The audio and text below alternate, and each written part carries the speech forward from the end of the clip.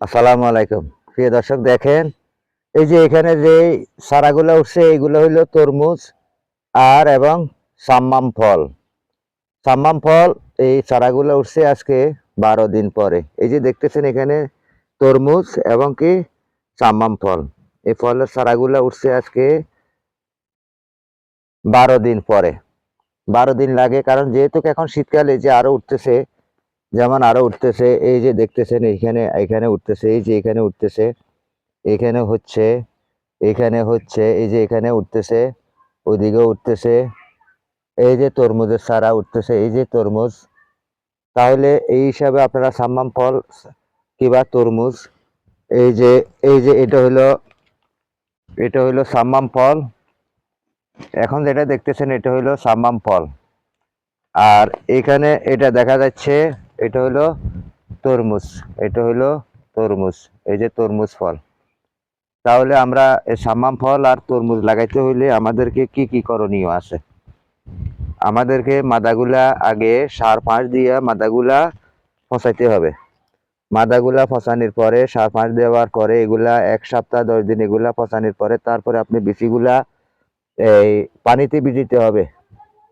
যেমন তরমুজের বিচি, সাম্মাম ফলের বিচি এগুলা পানিতে ভিজাইয়া রাখবেন ৮ থেকে ১০ ঘন্টা কিংবা ১২ ঘন্টা। এই ভিজানোর পরে আপনি একটা টিস্যুতে নিবেন, টিস্যুতে নিয়ে পেঁচাইয়া আবার রেখে দিবেন। টস থাকা অবস্থায় রেখে দিবেন। রেখে দেওয়ার পরে আস্তে আস্তে এগুলা কিছুটা মুখ তুনতুনে হয়ে যাবে। এরপরে প্রয়োজনে আবার পানিতে একটা চুকানি দিয়ে আবার রেখে দিবেন।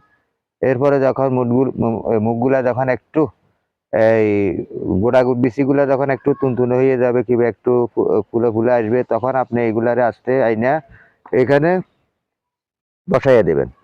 এখানে বসাইয়া দেওয়ার পর এই যে দেখেন কিভাবে আমার এই গাছগুলা উঠে আসতেছে, এগুলা বের হয়ে আসতেছে।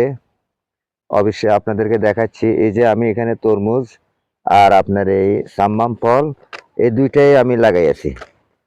তাই আপনাদেরকে আমি প্রতিনিয়ত এটা কিন্তু নতুন ফল, এটা নতুন ফল। এগুলা বেশিরভাগ আরব কান্ট্রিতে আমাদের বাংলাদেশেও এখন চাষাবাদ হচ্ছে। এগুলা কিন্তু সাঙ্গে, এই যে এখানে আমের সাং দেওয়া আছে, এখানে সাঙ্গে উঠাইয়া দিব।